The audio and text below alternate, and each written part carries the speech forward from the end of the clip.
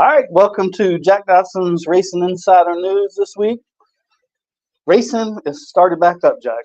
I'm telling you. They had a race at Daytona this weekend. Did you know? Yeah, You heard about it? Oh, I heard about it. I watched every one of it. I watched most of it. They were all pretty good races. I mean, the ARCA race was a little bit of a wreck fest, and I think the Elio Castronelli. I love the guy. Okay, I really do. I think he's a cool guy. no, we talking about Brendan's Valentine's. Valentine's. I'm sorry.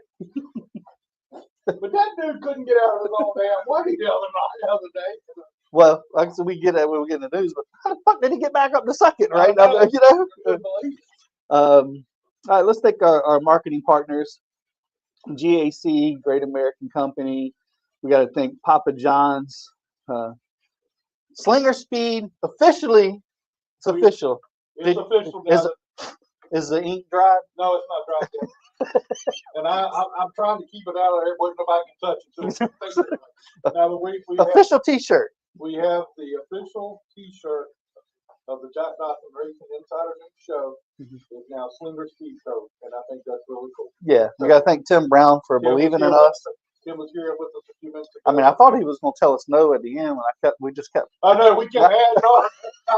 I kept waiting for him to go. Oh man, can you stop? I can't give you so much stuff. We got to thank Tim and got some stuff coming. So look for some Slinger apparel coming with Jack Dodson stuff on it.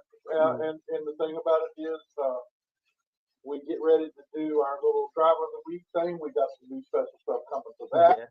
I mean, this is gonna be cool. It's gonna be fun. This year we've stepped the game up a little bit. So yeah. We may even get Adam to give it to him down on the racetrack. We can do that. There you go. I almost clicked the wrong one. Got to thank Bonner Brothers Distillery. We got to maybe get back on with them and maybe we can get enough to. Yeah, I don't know. Not everybody's going to be 21. Maybe we'll skip that. I got to thank Tiny McAllister with MPM Marketing.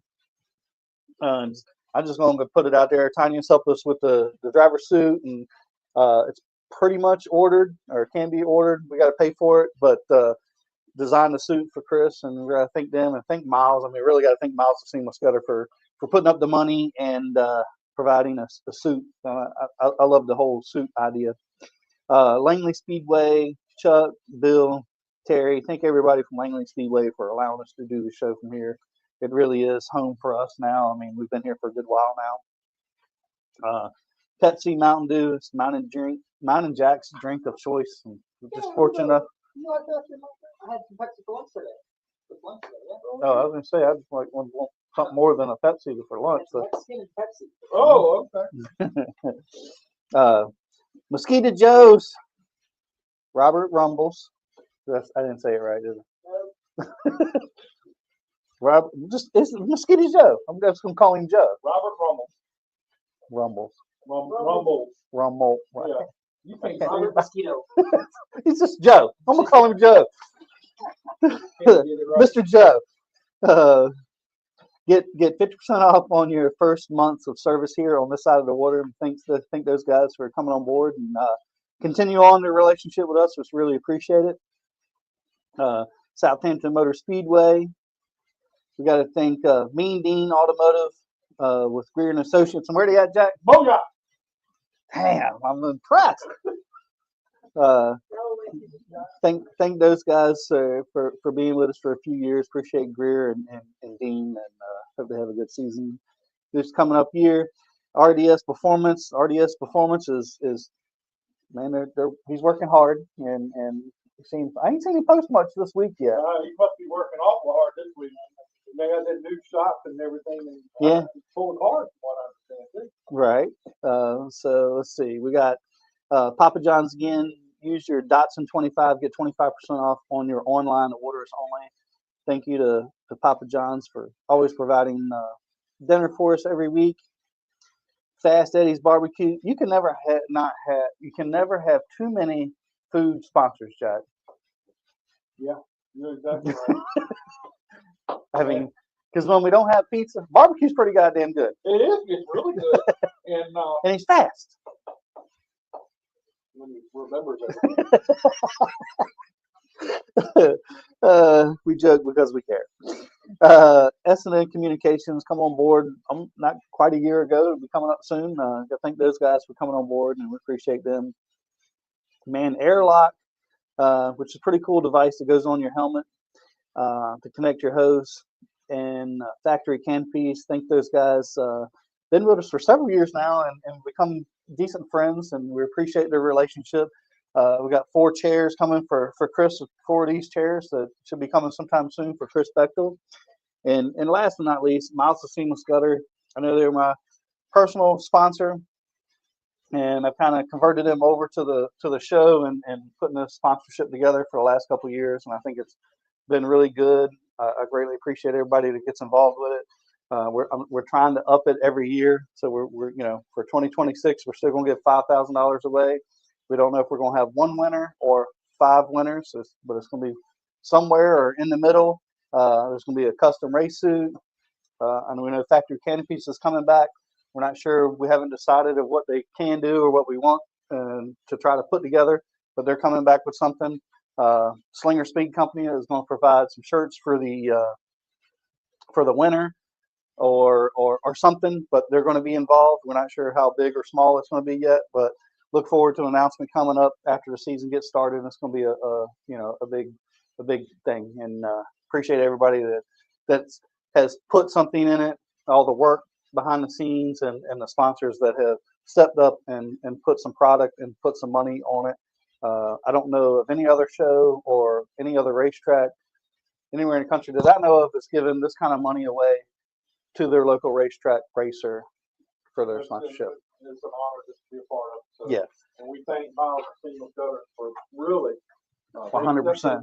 They stepped to the plate, and they're pretty much doing the whole thing. So let's put it that way. No, yes, they are the one. They're putting up all the money and paying for the suit, and we really appreciate them. So please go, for all these sponsors and even your own sponsors, please go like their page and thank them. I try to do that with other people that have sponsors, and I try to go like all their pages because those things are important. Eddie Clark, better shoot at getting barbecue when you got bourbon on the table. Hey, see, they're right there. You're gonna have to go down Let me tell you what, when you're ready to do the barbecue, I'll have it here. I'll have it here. Anyway, but I think Eddie should get a bottle or so. Anyway, let's look at some news. The number one thing in the news is something. Oh, wait a minute. We got to do this. So I'm gonna put on here. We have a bunch of Xfinity shirts from Jordan Anderson Racing. There's some hats. There's a bunch of shirts. I don't know how many crew shirts are left. I don't think there wasn't many. But we didn't get very many. No.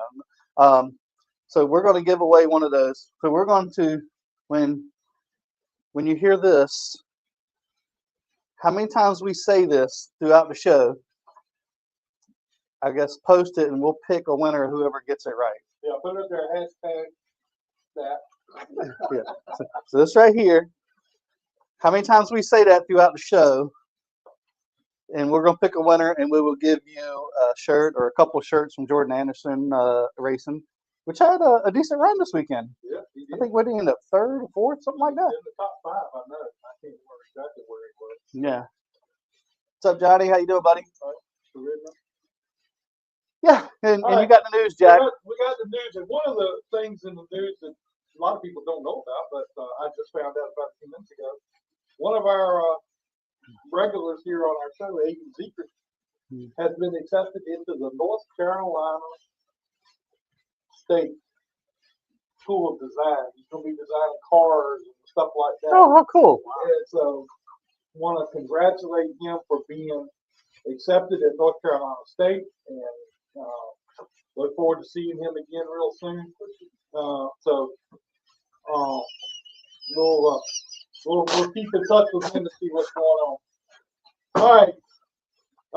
In the races that were run this week, out at Daytona, Chase Briscoe and Austin Cindric on pole night were the two winners of the front row. They got to be locked in. I think there was two non.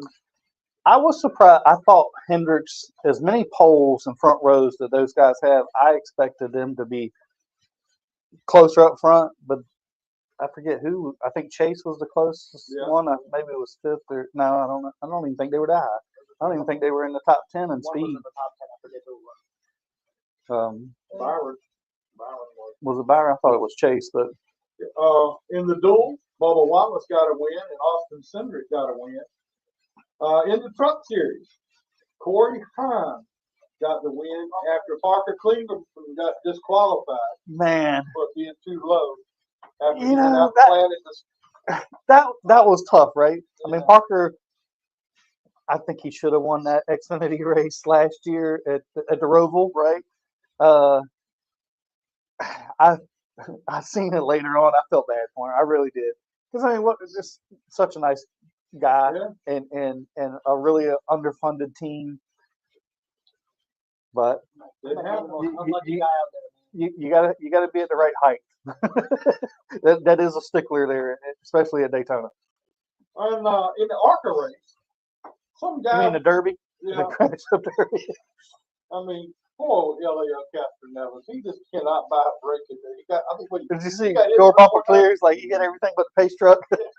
No. So, but anyway, some guy that we know a little bit about around here. Butterbean. I heard his name. Butterbean. Brendan Queen got the win. Now he got the first time he got in the car with Lee Pulliam, he won. The first time he gets in this Pinnacle Racing Chevrolet, which is a good team, right? Yeah. I mean, they won what, 6 races last year, 7 races last year. So that's a big deal, and that was with William Sawalas driving, and he had to second, right? Yeah, I mean, so that was a pretty good deal. But we want to congratulate Butterbean for I mean, getting the win. How could we be any prouder, right? Really, I mean, that him, Connor Hall, I mean, is helping put Langley Speedway on a map, and we all benefit from that, right? The racetrack gets recognized, and I mean, and if you really think about it, I've seen Mark not Words, but talk about how many people from Langley Speedway is in NASCAR, and man, and it is deep. I mean, it is really, really deep, from drivers to crew members to personnel in NASCAR. I mean, Elton Sawyer. I mean, the list goes on and on and on and on. I mean, you know, we can add Ryan to this list, right? The guys are going down there and making a living. I claim Ryan. Ryan's my buddy. I love Ryan. But I mean, these guys are making us proud, and Butterbean and Connor, man, they've made the best out of every opportunity that they have, right? I mean, didn't Connor win the first race with Junior Motorsports earlier? Yeah, he won one earlier. You know what I mean? I mean, the first race with those guys. But the common denominator in all this is us. No, it might be. The common denominator is Lee Pulliam. Corey Hahn go with Lee Pulliam before he went up to the truck series. Brendan Queen is his last driver, won a car championship. Now we know Brendan was here with Phil Warren, and that's a big deal, having Phil Warren 100% as your coach and mentor. Well, I think at certain levels, right, the right person at the right time had good influence, right? And I think Phil was that first, really kind of helped him learn how to race, right? And I remember a conversation that somebody had with Dale Sr. He's like, yeah, the guy is a fast race car driver, but he doesn't know how to race. And there's a difference. You can be really fast and you can wreck a lot of stuff and not finish anything. You have to finish first. Right. And I think a prime example was was his patience in that race. He just sat in there and run fourth most of the day. And I forget what happened to the car in front of him. He got in one of those little accidents, or he got loose, I think, and he was out of the way. So then it was like, man, and then how he got the lead with 8 to go, something like that. I bet that had to be the longest 8 minutes, 8 laps of his life. But you know, I've talked and sent a message, and there the last couple days with Lee Pulley. That is a big feather in his cap, and he lets these guys come in and race. What's up, Rodney? And then they move on. And the thing is, Lee said he tries to help them as much as he can and send them to the next level. That's his job. That's not, his job is not to hold them back and keep them there. He's sending them on out to do it. And I think that's an honor. Well, that's kind of what I'm saying about Butterbean is like, you had Phil and really taught, I think, had some influence on Butterbean on really learning how to race. And then, here's one thing, when you start like working the cars tour, right, the competition level is 10 times, right? That's a tough series. And those guys race each other hard, right? I mean, look how Connor and Butterbean went at each other here in the cars tour or the Hampton Heat. I mean, they put a show on, and that's why those guys are at the top of the list now. And I think then Lee kind of takes over and teaches them how to race in this a little bit. So I mean, I think just had great help, and Pinnacle Racing's got some really. I mean, you got Shane Huffman over there. I mean, there's some really good people over there. I know they're getting some information. We understand they're getting some Childress information, which always helps, right? I mean, they're a much bigger program than they have, and it's got to be a pretty good GM or Chevrolet program when Helio, however you pronounce his name, goes over there, because that's where they asked him to go. But we're speaking about him. How does everybody feel? And I'm curious of everybody out there that's watching. How do you feel about them just letting him in the race? I think this has left a sour taste in a lot of people's. It really does, because to me, I get it. Well, I understand what they're trying to do. Correct. But you're letting guys who are dedicated to this sport, dedicated to their racing, and he's being treated completely different and never been in that car. I think it would have been much worse if they would have. Obviously, they were in, right? But if Martin Truex had to go home, or Dale Jr.'s car had to go home because of him being there, that would have been. Woo! That wouldn't have been good. That would have been good. So anyway, the Xfinity winner was Jesse Love, and the Daytona 500 winner was William Byron when the seas parted.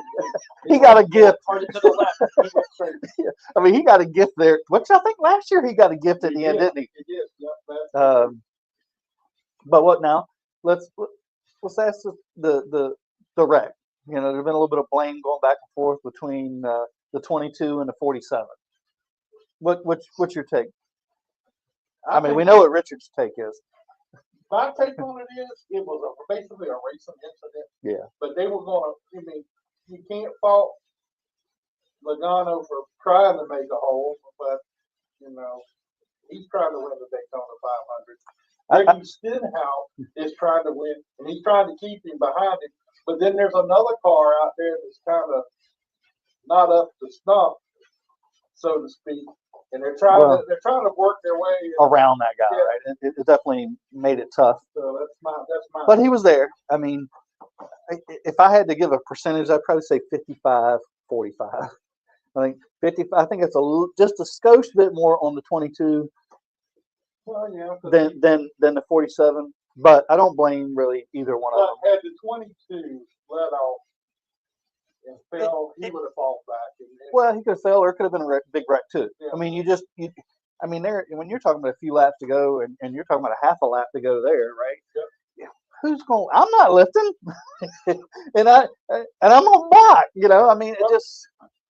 Let's go ahead and get Ryan here, because we'll get the information from the horse's mouth. He works on that 47, and probably. Well, what's left of it? And he's probably going to have to put it back together. I don't know if just putting that one back together. I don't know how bad it was. What's up, Ryan? What's up? What's up? And here we got the great Ryan Richardson, who is working at Hayek Racing. See, I got it right. Yeah, that's pretty good. Motorsports. Oh, okay, well, after he just said he's got it right. Adam got me straight. But all right, we basically know what your take is on this thing. But how did things go at the shop yesterday and today? Now that it's all over with. I mean, morale is still good. You know, end of the day, we're still sitting 14th in points. You know, once you take Jimmy out of the equation, right now on paper it says 15th, but you know, once you take Jimmy out of the equation, we'll be sitting 14th. Obviously, not the finish we wanted, but I think we made a lot of good gains from practice. Obviously, in the duels to the race time, I think the car had a lot of speed, and it showed driving from the back. So, you know, morale was still good. Obviously, you never want to unload a tore up race car, but luckily, wasn't too bad. A little bit of suspension components in the left front and a little bit of body in the left rear and left front. But other than that, not terrible. You know, I go back and watch it 100 times, and you know, my take, regardless of who I work for, it's, you know, if I'm in Ricky's position, it's, you know, it's a Daytona 500 and there's under 10 laps to go. I'm throwing blocks on everybody, just like Earnhardt has, and everybody. You know, I'm not letting nobody by, because if he lets one car by, who's to say that whole line doesn't go with him? And then next thing you know, he's 30th with 10 laps to go, and we're out of it. So I appreciate a driver that's willing to put it all on the line, per se. And I hate that, you know, there's a bunch of tore up cars that ruined a lot of people's days, and probably not necessary. But it's racing, man. It's a Daytona 500, so you got to go for it. And Logano probably had the fastest car down there, so you know he feels like he's got to go, and that's no fault to him. I don't blame him. Don't know that there was a hole there, but like I said, you know, he felt like he had the fastest car, which he did, I think. And Ricky just, you know, hey, I can't let you go. I gotta, maybe we can get by this 01 car, because really, not to rain on anybody's parade or talk bad about anybody, but really the 01 was kind of holding the show up on the outside. We really needed to get another line going there and get past him to really race it out or duke it out or whatever. But like I said, morale in the shop was good. Everyone is, you know, especially with this whole new team name and restructuring and rebranding, I guess is what we're going to call it. It's there's a lot of exciting things going on, and y'all see a lot of exciting things coming out here shortly. But everyone is motivated, and we got some new people. We got some new people in new positions.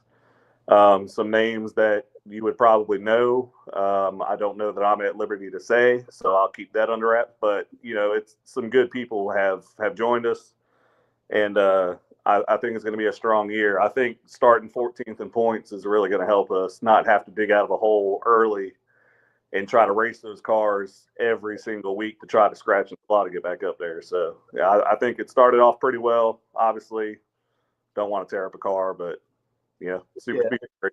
Ask Ryan Priest. yeah, right.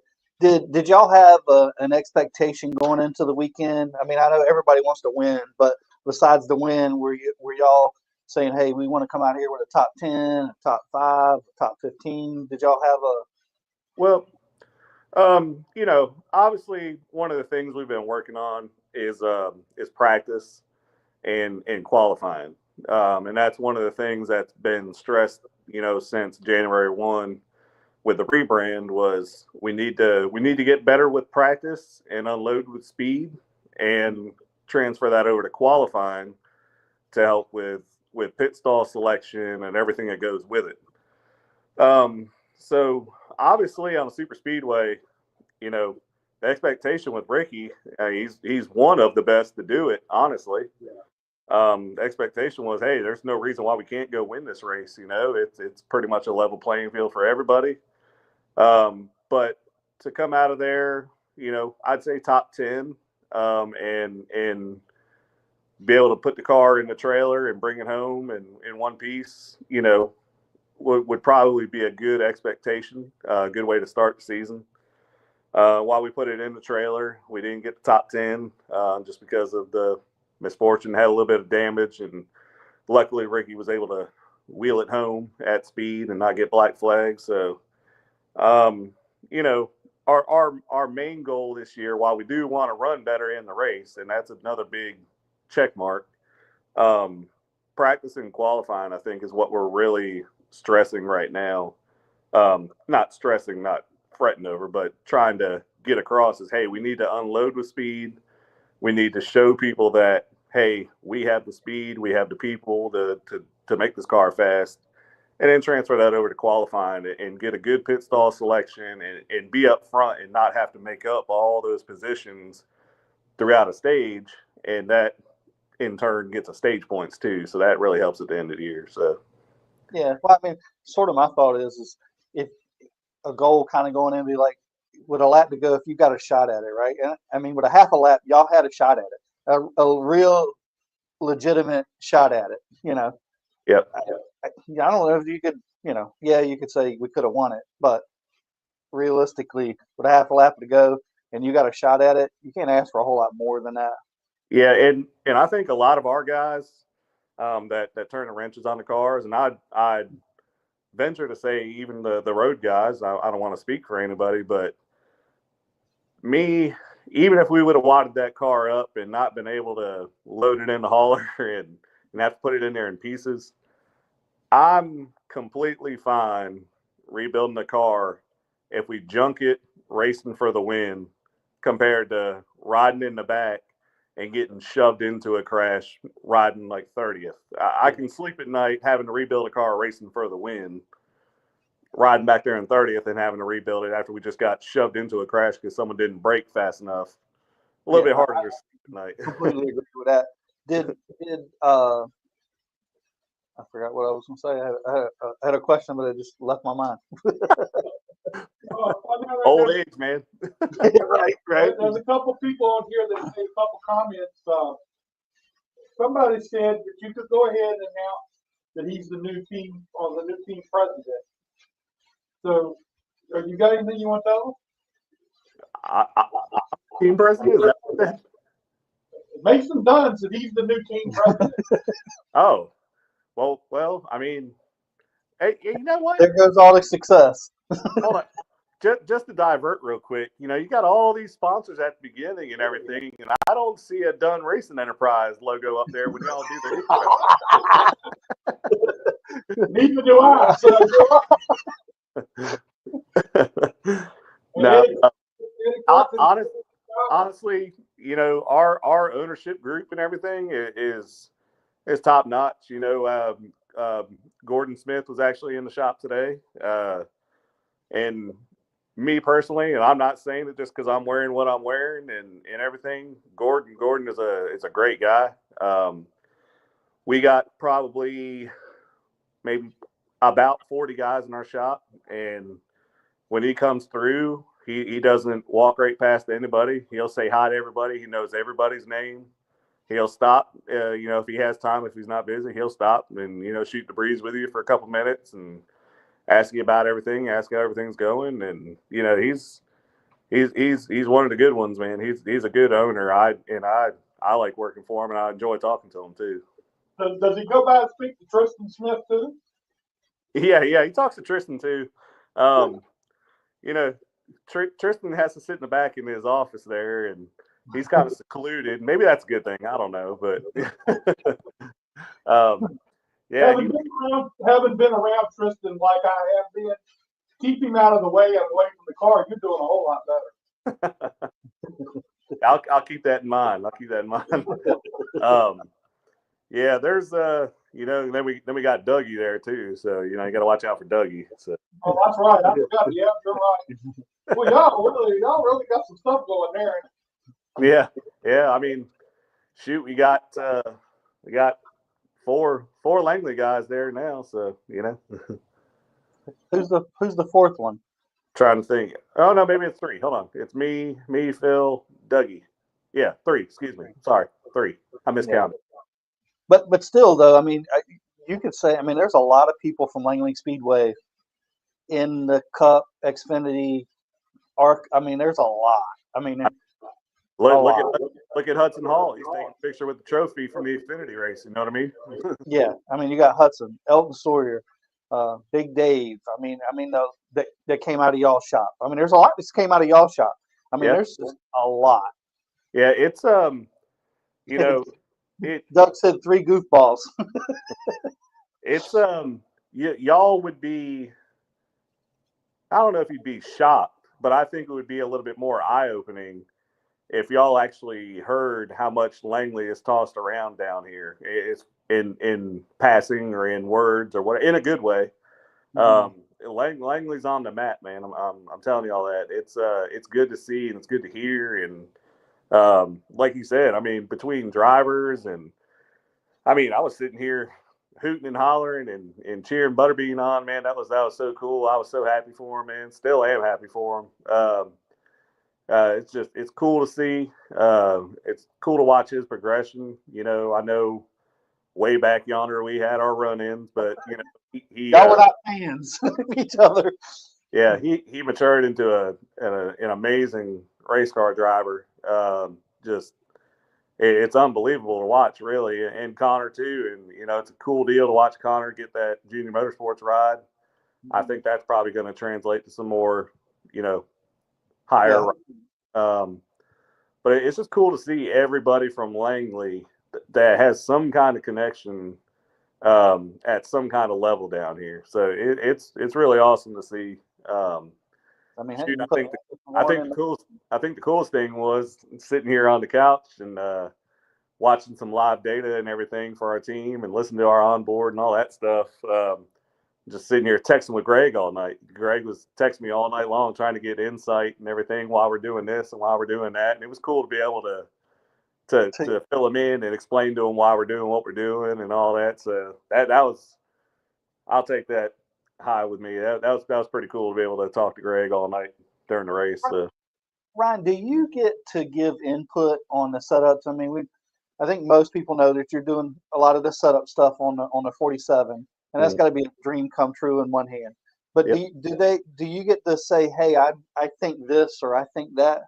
You know, our team is unique in that, you know, obviously we're a single car team.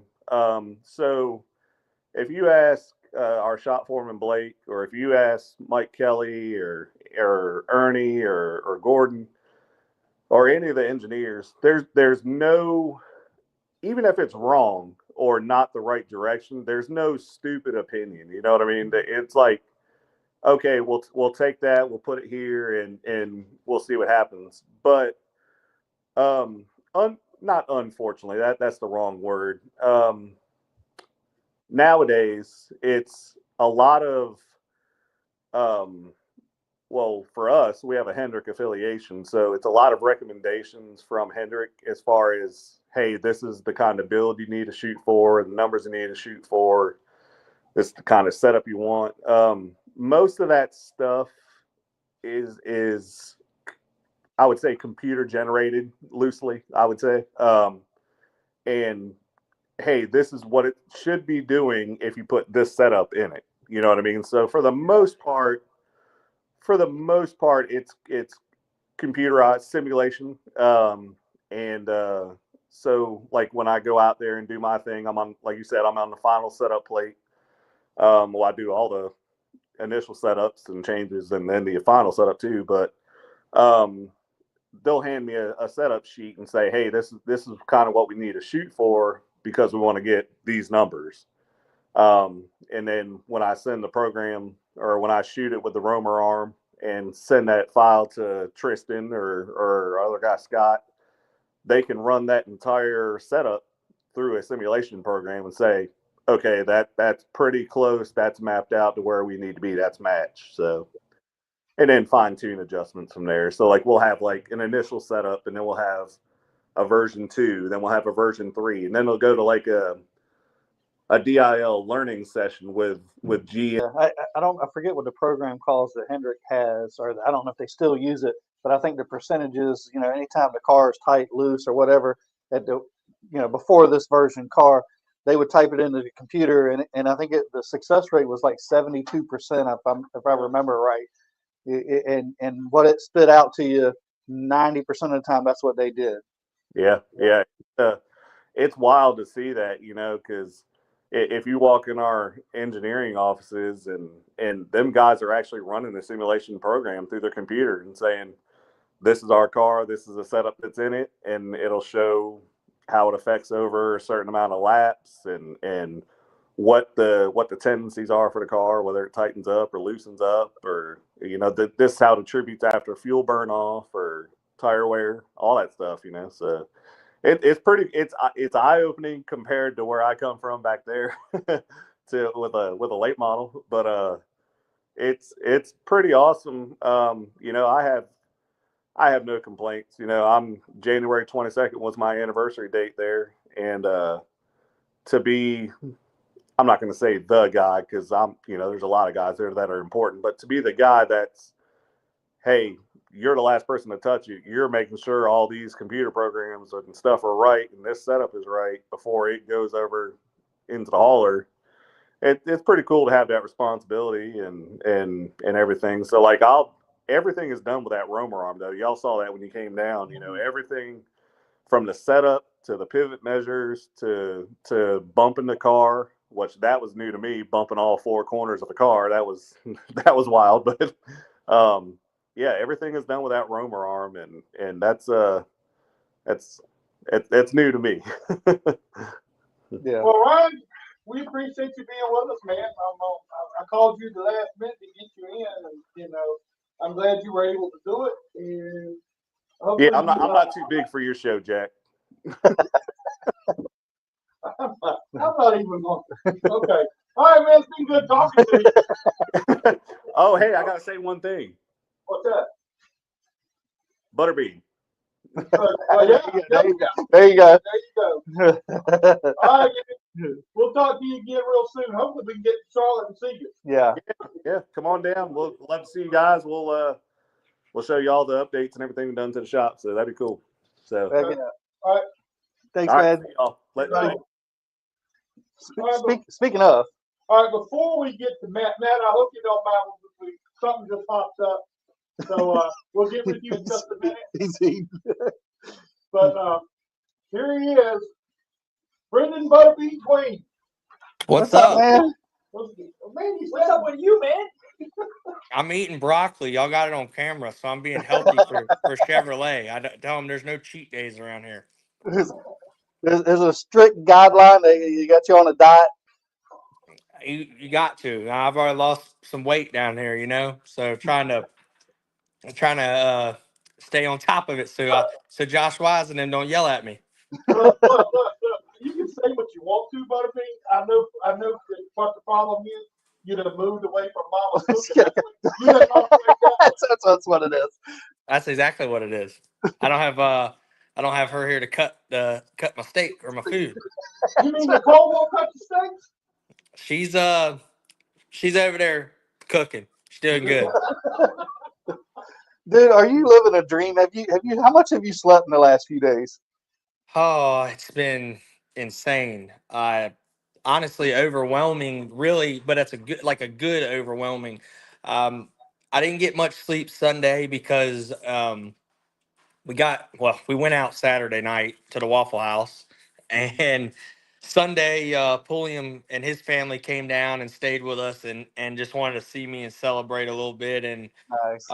we went out to dinner and all that, and then I had to be at the gym on Monday morning. So yesterday was a pretty long day, a lot of phone calls. Then I was at the shop and just like a full day of stuff. And then today I was trying to get caught up on emails and trying to message everybody back. I still am far behind on that, which I said I'm just going to take my time and try to get back to everybody individually. But it's been really cool. I've definitely been tired for sure, but I'm starting to kind of catch back up and just ready to get back to work. We're still grinding every day with Chevy and all that, but ready to get back to the track and try to get another one.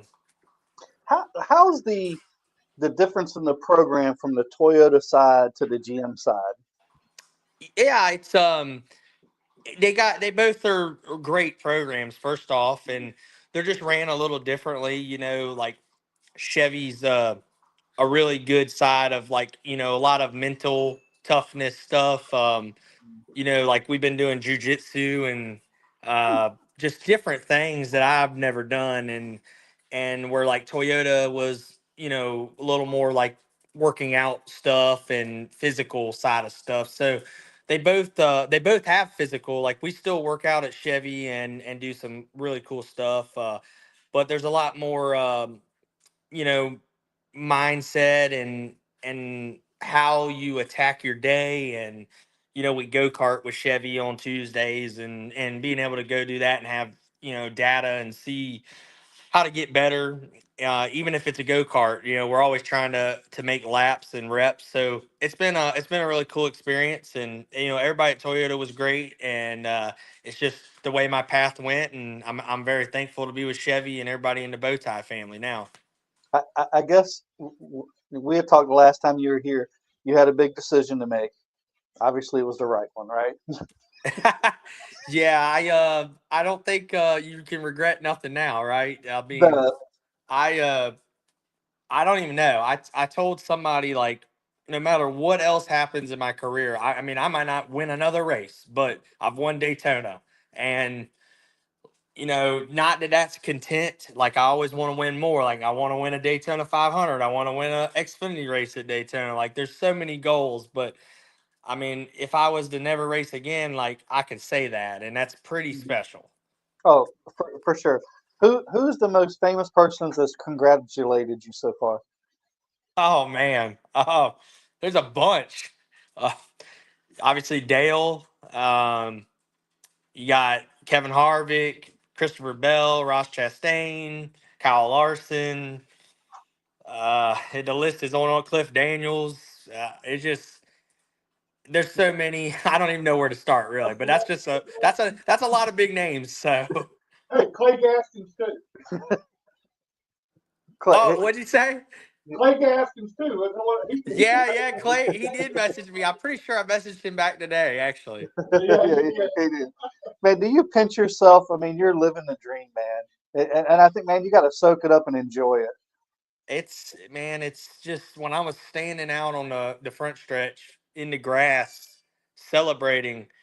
I mean, it's just looking up and realizing what you accomplished. I mean, I've never even done a burnout. Like that was my first burnout. And then like I almost killed myself because I didn't put my visor down and there was so much smoke. And I mean, I'm a rookie. I don't know. I didn't even know where Victory Lane was. I had to get like them to point me where to go. Like it was just I don't know. It just tried to soak it in because like once we got to Victory Lane, everything's going so fast. But like just look around and realize I mean that's it doesn't get any bigger than Daytona. Like every kid dreams of winning Daytona. I mean everybody in even if you're not a race fan, Daytona is our Super Bowl.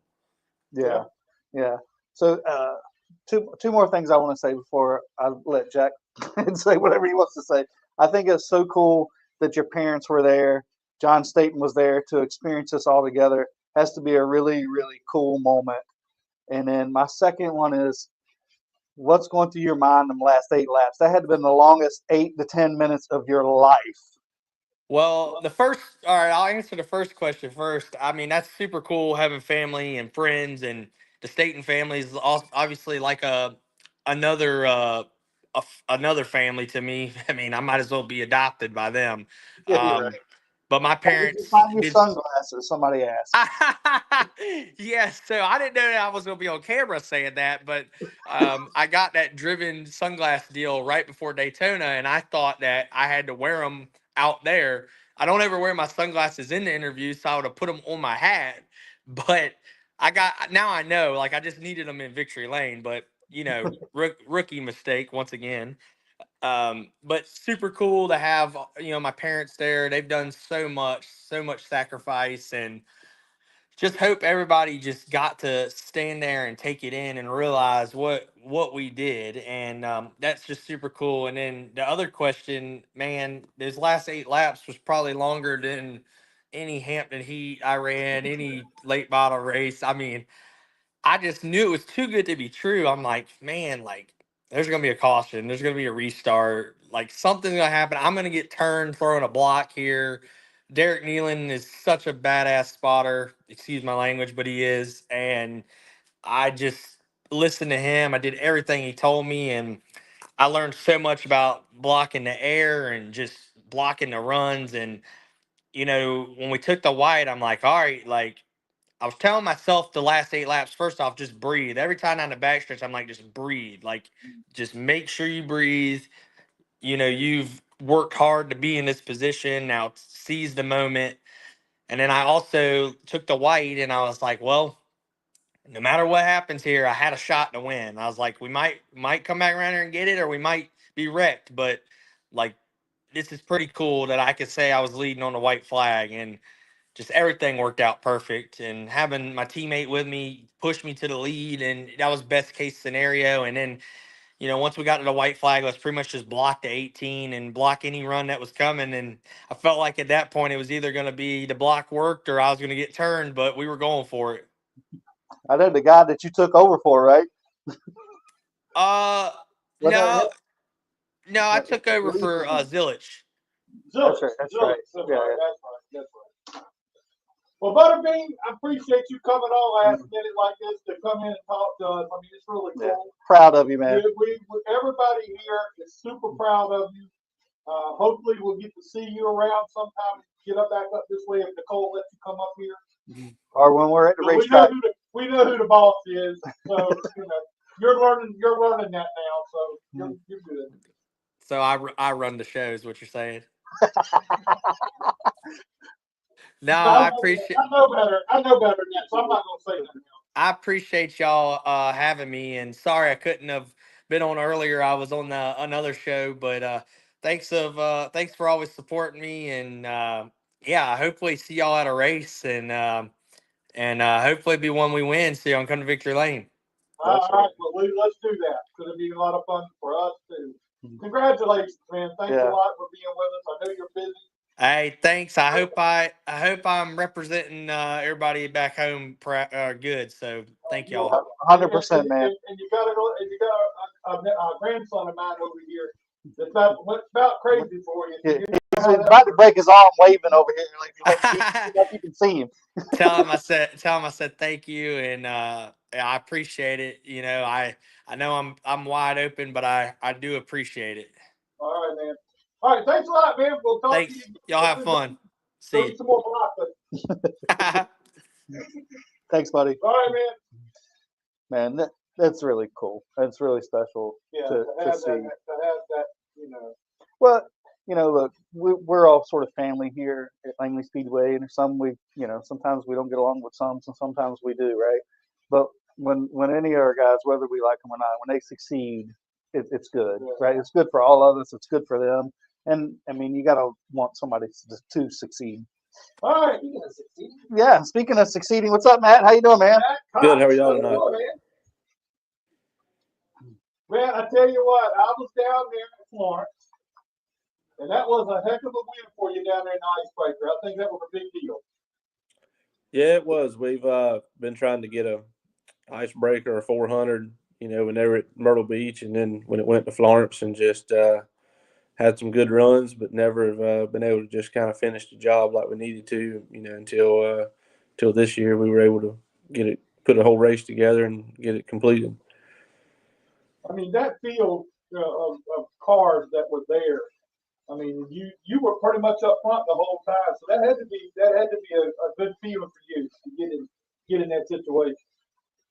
Yeah, it was. We had a good starting spot there, and we'd kind of planned to we were going to kind of ride for a while and just save our stuff, whatever. If some people wanted to go, we're going to let them go, and it just seemed to work out. We started riding and slowed down, and everybody stayed in line, and we slowed down some more, and everybody stayed in line, and we said, well, this is kind of best case scenario for us. We're just going to be able to sit here and ride around here at a slow pace and still be out front. So, you really couldn't ask for anything better. Tristan there went to the lead, and I thought some other people were going to probably come with him around the top and try to go out front, but nobody really did. He kind of dropped in line, and everybody else stayed in line also, and we were able to just kind of sit there and ride till 30 to go or whatever it was, 33 to go. So You know you got a fast race car when you ride that much. Right? You know you got a good car. now, who do you drive for? Who you driving for? It's Robert Elliott. Is Chad McCombie involved in that, or What's that? is Chad McCombie involved in that team too, or something? Yes, he is. Chad McCombie and Sam Yarborough both drive for him also. Oh, that's cool. Okay. So, tell us the difference in your mind about the difference from Myrtle Beach to Florence. Tell us some of the differences. I think Myrtle Beach was just more of Myrtle Beach was faster for one.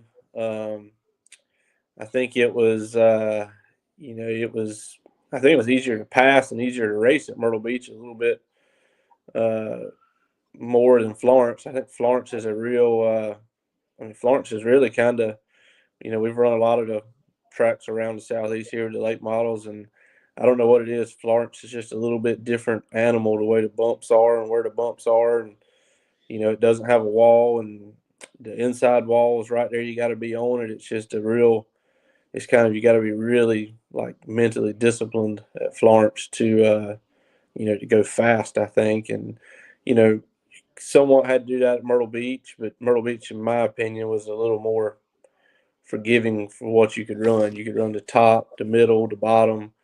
At Myrtle Beach, there's just more options where you can kind of do that at Florence, but it's just I think Florence takes a little more discipline than Myrtle Beach did. Yeah, well, I think like Florence has like a groove and a half, right? I mean, it's hard to run the outside there, and then you can't really drive under somebody, or it's a little more difficult because you have that wall down there, right? Yeah, it's just hard to pass. I mean, if you get someone that's got a really good race car, and you might be, if you run them down and you're a little bit better than they are, if their car is good and they're able to drive off the bottom, really well, it's really hard to pass at Florence because there's not that room where you can try to make it and turn under somebody. Mm-hmm. If you do that, you have to do it so late that you're almost up on the straightaway. So it just makes it real difficult to pass. And I mean, the real good cars there, the cars that are really good there are always on the bottom. And, if you you're not going to pass two equal cars. You're just not going to pass them on the top. You don't really see a lot of races being one where they just run the top there at Florence. Yeah, we just got to put them on the catch and release program. You catch them on the straightaway, and then you just release them down in the middle. That's it. Little slide there. So in 2025 this year, what is your schedule like, or what are you going to be doing this year? We're going to run that. We're going to try to run the I-95 showdown that Florence and Kinley started, and we're kind of getting prepared to go up there. I think we're going to go up there and do some testing next week, and we're going to run that whole Speed Weeks deal coming up that Southern Nationals got. I think there's 4 nights there they're racing. We're going to run all 4 nights there, and then I guess we'll be back at Florence for the season opener. I think it's March 22nd, and probably run the races at the I-95 races that are Kinley. We'll go there and run, and then we're going to kind of run back at Florence for majority of the season. Are you running it with the same team, or yeah, it'll be all the same stuff. We've run at Florence the last since Steve took it over. We've kind of run the full weekly schedule there at Florence since 2021, and we won the track championship there in 21, and then we won it in 23 also. So we had some bad luck last year. Won several races, but had a couple DNFs there. It kind of took us out of it last year. we got a question from a fan who wants to know if you're going to run the Hampton Heat. We've thought about it several years, and trying to run it. It's just it's we kind of got a schedule for us, and Sam kind of runs the Triple Crown deal, and so we don't run a lot of races where we run both cars, or myself and Chad, or Chad and Sam, or myself and Sam. We only run multiple cars there in a couple races a year, and so we don't have any plans right now to run the Hampton Heat. Not to say that could change at some point or whatnot. I would like to run it at some point and go back to Langley. I think we ran the Cars Tour race there in 2020 or 2021, I think it was last time I came there. And loved the racetrack. Hope to get back up there at some point in time. Just don't know if it'll be the Hampton Heat this year. How much did the fact that Florence Speedway dropped the NASCAR sanctioning and by that much Kinley did too? So how much did how does that affect you guys? Well, I mean, I don't really think it. I wouldn't say it affects us a whole lot. Myself personally, I kind of like racing under the NASCAR banner. I think it gave you something to kind of run for, and I think you got a lot of recognition for that. From a weekly standpoint, I don't really think it. I don't really see it as being a lot different. Myself personally, I kind of wish they were still NASCAR sanctioned, but I understand they have to do what they feel is best for them from a business standpoint, and that's what they felt like that was their best option. So that's just a decision they made, and we're gonna still run with them and still go run with Kinley. Even though they're not NASCAR sanctioned or Southern National, and from a weekly standpoint, I don't really see it being a whole lot different though. Myself personally, just the rules are going to be the same still. It's just you don't have the NASCAR logo on it. What was it, a surprise? A little bit, but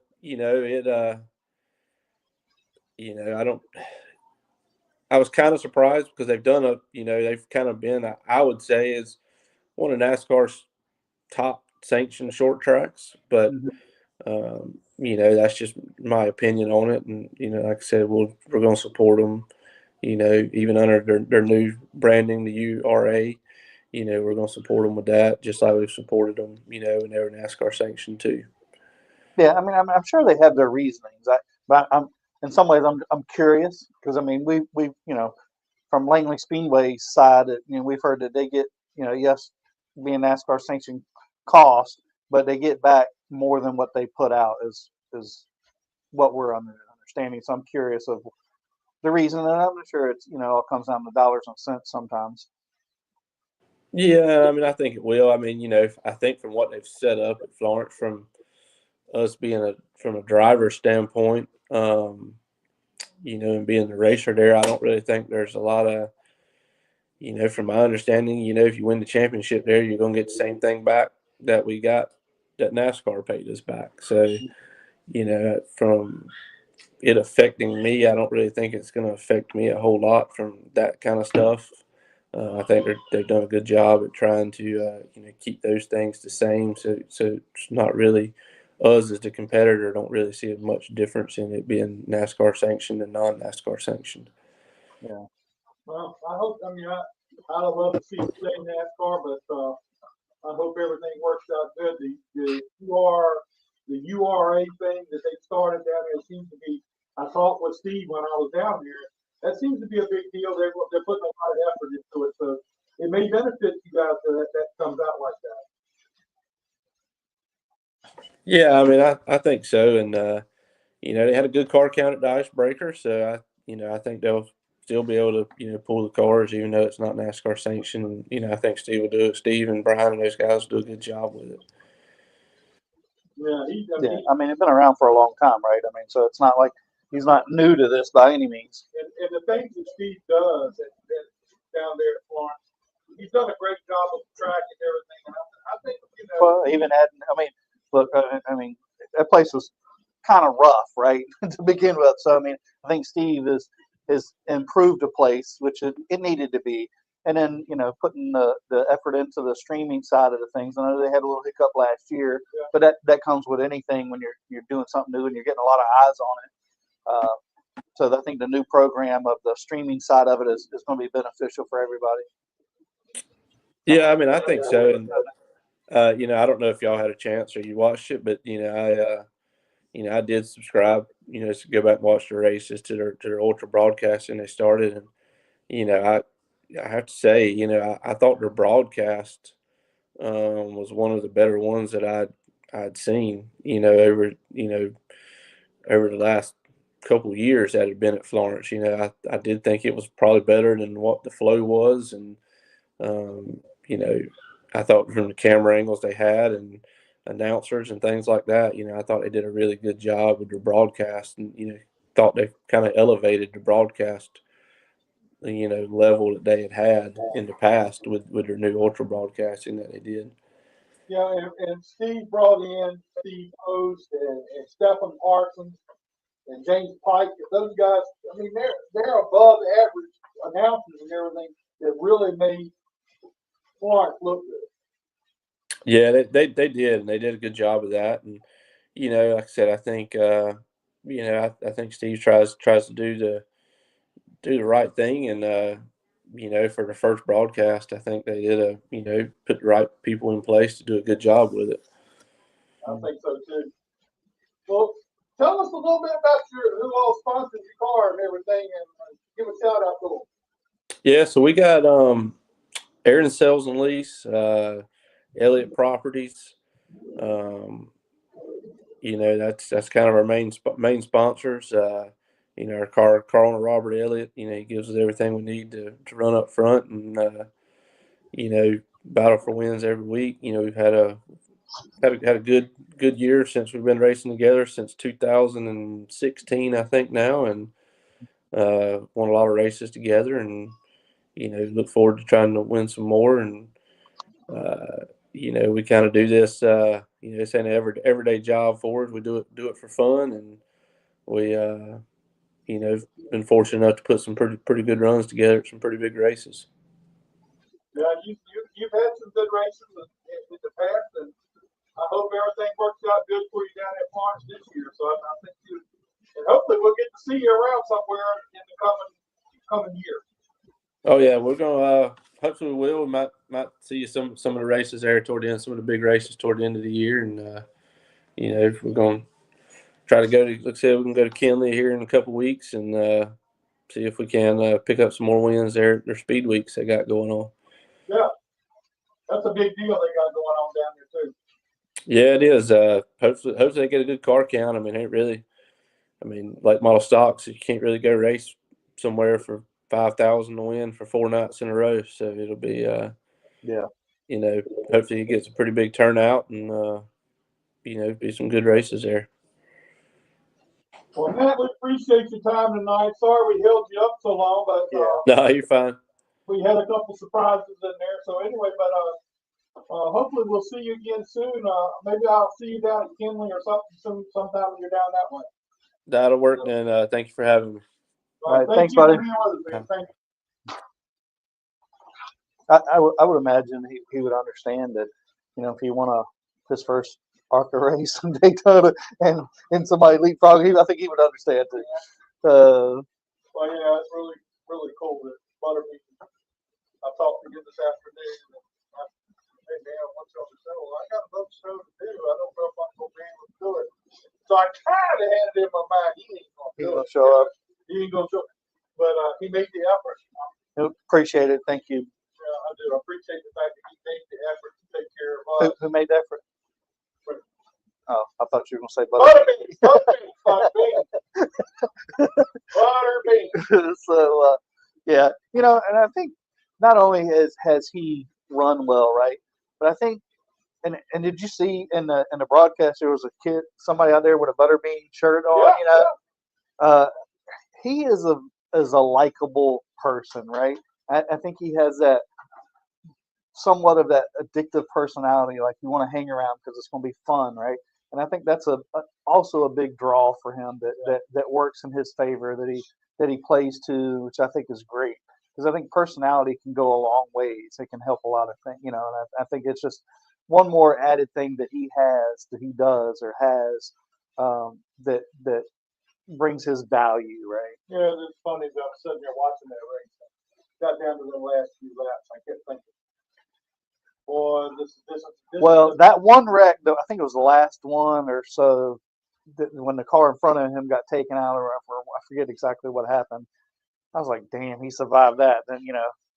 Well, I was sitting there when that happened, and I kept thinking, this is just too good to be true. Oh, was that Jake Finch? Jake Finch wrecked that. I don't think was he running third? No, I can't remember. But anyway, I guess something going on. He Oh, can't. I'm sure he was thinking the same thing. I'm saying, he can't win the first time he gets in a car every time. I mean, you know, and he did. And then when he went across and won the race, I was sitting there, and the first thing popped into my mind, and I know I shouldn't have done it. The first thing popped into my mind was the night he come down here and parked The front seat. and him and Phil was so hot. And Phil come in here and he was mad. Yeah, he was. And I was thinking, oh, he's come a long way since that time. Well, you know, going back to the beginning of the race, when I seen all the Venturini cars out front, Yeah. I was like, oh man. You know, we all know what we're talking about, right? Yeah. And at first I was thinking, oh wow, that's the Toyotas, you know, and you know, but I don't think any of them finished. I know in the first bit of the race, they were all three of them were up front. Well, I know Tony Breitinger did not. He didn't finish. Yeah, that was another one that. You know, I ain't gonna say it. I'm not gonna say nothing. Yeah, don't say it. Don't say it. But that was going through my mind when I seen all those Venturini cars up front and how fast they were. You know, it's like, damn. You know, but you know, Brendan has become this. I don't want to say ride, but just take care of the equipment, right? For 80% of the race, Yep. and then go at the end, and that's been kind of a trend. I remember, I don't know how many years ago I was up here with Brian, and I called it in the race. I'm like, he's about a lap down. He's almost a lap down. He's done, and goddamn, if he didn't come back and win the first race, you know, he had just saved his equipment. He had a really good car. And he just saved the tires at the end, and he had more tires than everybody at the end. And he's been famous with that. And he learned that from Phil. Right. Phil was very good at that. Before Phil got a hold of it. Yeah. I mean, and look how many people Phil has touched, right? And done well and has kind of moved on. I mean, Phil's won a lot of races in general himself, all over different racetracks. Made no difference. Martinsville, I mean, everybody wants to win Martinsville. When you win Martinsville, that's the Daytona 500 for us late model guys. But how many races has he won as a crew chief and championships here? I mean, probably just as many as he's won himself. Yeah, pretty much. With CE and there ain't nobody got more Hampton Heat wins than Phil Warren as a crew chief. That's true. I think he's got what, 2 with Bean? No, 1 with Butterbean. No, he did, but the other one was with Lee. He won 3. 3. Okay, that's what I was thinking. The third one. I don't know how many Yeah. won with. And then Phil's won, I think, 2 with Falk CE too, if I'm not mistaken. So I mean, especially here, you can't do any better, honestly. Yep, I do. Yeah, I heard Matt say something about I just seen. I'm sorry I didn't ask you a question about is he going to run the Triple Crown? I would say no, being he's not going to run the Hampton Heat, right? And the Hampton Heat is part of the Triple Crown, right? Yeah. So he said he wasn't running the Hampton Heat. I think he run the other 2. Right. But that car that he's affiliated with usually comes and runs the Hampton Heat. I think Chad McCumbie's ran it, and then the other guy who has ran it a couple of times. Sam, yeah. But I think ran it the year before because he was really fast. I think the year before, not Sam, but Chad. And something happened. I can't remember with like not 30 or 40 to go or something like that. In the last quarter of the race, he fell way off and ended up parking. Something happened. Something happened, but I thought he was going to be the guy to win because he was super fast. Actually, I don't think he sat on the pole, but he was really fast in the race and was I don't know if he was leading, but he was in the top 2 or 3. But on to 2025 Hampton Heat. All right, that will be the end of our show for tonight. I want to thank Ryan Richardson for stopping by. How about Butterbean coming on after his big win? And then Matt Cox got a big win down at Florence a couple weeks ago. That was a big deal. Next week's show already set up, but I don't know this time. So what kind of radio show are you running here? Well, I got a phone call from somebody. He says, "Are we doing the HRKC Champions show like we do every year. We do it every Yeah. year. And I said, well, I hadn't put it into my thought process. So now we're doing the HRKC show. So, Yeah. Hampton Roads Karting Club runs here on Sundays, or a lot of Fridays now, honestly. But it's become more Friday nights, which I like. I've been out here a couple of times on the Friday nights. You get out of work a little bit early, come here, and you're done, and you have Sunday to yourself. Or if not, usually you were here all day on Sunday, from like early in the morning. Especially when it's hot out. Yeah, I mean, you start out. I think people get here at 7:30 Sunday morning, and you're here all day. But this will be the future kids in our sport, right? So Tony Specchio is supposed to give me a list of who all's coming, and I'll put that out this week. But that's the show for next week. So that'll be a lot of fun too. In a couple weeks, a week or so after that, I'm gonna have Steve Zacharias come on the show. He's gonna come on the show and talk about things he's got going on and all the changes that's been going on at Florence, and then is teaming up with Michael Diaz down in Kenley to come up with this little mini series thing that they're doing, which is pretty big. Oh, you see they had recliners down there. Yeah, Dylan's gonna have to Real step his game out, didn't they? Let me tell you something. We ain't got those. I know, right? Let me tell you something. That press We'll have to box, just bring our own chairs. the last time I was in that press box, It won't nothing like this one. Look like I mean, like I was last time. no, the last time I was in the press box, when you come in the door, the roof was here and the wall stopped here. So you had that much room in between all the way down through there. Do you understand what the hell he just said? No, I'm talking about the roof was up here, the wall stopped The here, ceiling. the ceiling, whatever, was here, and the wall stopped here, so you had a gap all the way down through. And we tell you something, wind blew through that like it was just, you know. But Like Going that- to the outside. he's done a lot of work, put bathrooms in. They didn't have the bathrooms before, but bathrooms in. Recliners. But yeah, man, let me tell you something. There ain't nothing better than going. I up know there your to wife Best Buy. appreciated it. Oh, she enjoyed the hell out of it. I had her sold at that point. I didn't know I was like that till I got up there. It was all good till he showed up and started running his Well, I mouth. don't even pay no attention to that. But We know. anyway, yeah, that's he's got like 10. Quite a few. Yeah. Up there. I was like, dang. Shoot. I'm like, look, I'm sitting here at home not doing anything. I get no damn invite. Nothing, right? We have room for all of us. We could have taken a nap. So you want to go with us in next week before? We're gonna go to the car store. Where at? Jacksonville, River. North Carolina. At New River? Yeah. Is it in March? As long as it's not Day of Destruction, I'm there. March That's the 1st. first. March 1st. Shoot, I might be able to go to that. We'll talk. All right, we'll table that till after I hit the button. Sure. Anyway, also while we're thinking about it, I want to thank Tim Brown for stopping by here tonight, Yeah. talking with us, and we've got our sponsorship lined up. And there's a thing on here for you also. Ryan Richardson says we had fun talking to all of us again, and thanks a bunch. And he said, tell Adam to quiet down. People I get tired know. of my voice on Saturdays as it is. So Well, sometimes me and Jack can dominate the things. That's what you just got to insert. I come for the entertainment. But you just got to insert. Hey, I got a damn question. Well, I try. Oh. Well, anyway.